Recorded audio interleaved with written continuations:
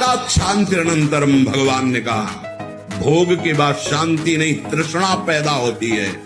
भोग के बाद शांति नहीं मिलती है।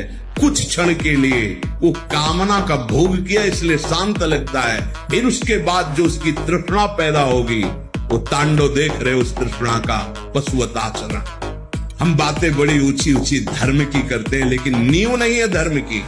ये ब्रह्मचर्य पूर्ण जीवन के लिए अमृत पद है, चाहे गृहस्थी में हो, चाहे व्यापारी हो, चाहे किसान। एक स्थिर कर लो ब्रह्मचर्य, बहुत गंभीरता स्वभाव में आ जाएगी। ब्रह्मचारी का स्वभाव गंभीर होता है, विचार परिपक्व होता है, स्मृति प्रवीण होती है उसकी, और हर कष्ट सहने की सामर्थ्य होती।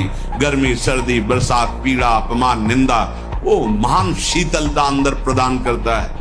मस्ती एक रहती है, और कहीं निरंतर भजन और ब्रह्मचर्य, फिर क्या दुर्लभ रह गया संसार में उसके लिए।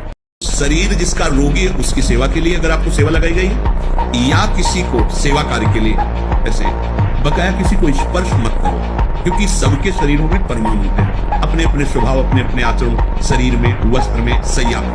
एक विश्राम स्थली पे जो आपकी सैया है, आप कैसे सोते हैं उसमें उसके परमाणु है, वस्त्र में परमाणु है, शरीर में परमाणु है। अगर आप ऐसा ही व्यवहार रखेंगे तो आप लड़ नहीं पाएंगे, आपके परमाणु इतने पुष्ट नहीं होंगे कि आप विकारों पर विजय प्राप्त करें। स्वाभाविक दूरी में कोई छू रहा बात अलग है, हमें छूने की चेष्टा, अगर किसी रोगी की सेवा तो फिर विचार नहीं करना है, कोई सेवा पे है तो हमने विचार नहीं करना है। स्वाभाविक ऐसे हंसी मजाक या व्यवहार में बचें, स्पर्श से बचें। यदि आप संयम से चलना चाहते हो, सुबह से शयन तक 2.5-3 लीटर पानी पीना ही चाहिए। मैदा और गरिष्ठ वस्तुएं, चाय और कॉफी ब्रह्मचारी के लिए निषेध है। नौजवान बच्चे हैं, चाय और कॉफी भैया काहे को? 60-50 की अवस्था है, शरीर थोड़ा रुग्ण जैसा, तो आप चाय आदि ले ली, आपको चाय की क्या आवश्यकता है? आपका तो ब्रह्मचर्य खुद इतना पावरफुल, चाय और कॉफी तो विघ्न है आपके लिए।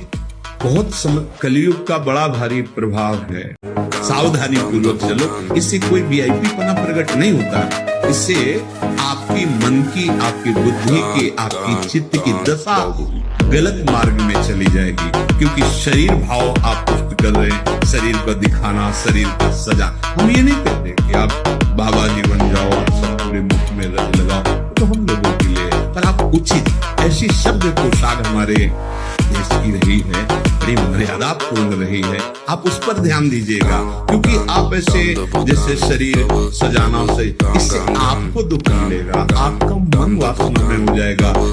सावधानी पूर्वक चलो, इससे कोई वीआईपी पना प्रकट नहीं होता। इससे आपकी मन की, आपकी बुद्धि की, आपकी चित्त की दशा गलत मार्ग में चली जाएगी, क्योंकि शरीर भाव आप पुष्ट कर रहे हैं, शरीर को दिखाना, शरीर का सजा। हम ये नहीं कहते कि आप बाबा जी बन जाओ, आप सब पूरे मुख में रंग लगाओ, तो हम लोगों के लिए, पर आप उचित ऐसी शब्द पोशाक हमारे देश की रही है, बड़ी मर्यादा पूर्ण रही है, आप उस पर ध्यान दीजिएगा, क्योंकि आप ऐसे जैसे शरीर सजाना से, इससे आपको दुख मिलेगा, आपका मन वासना में हो जाएगा।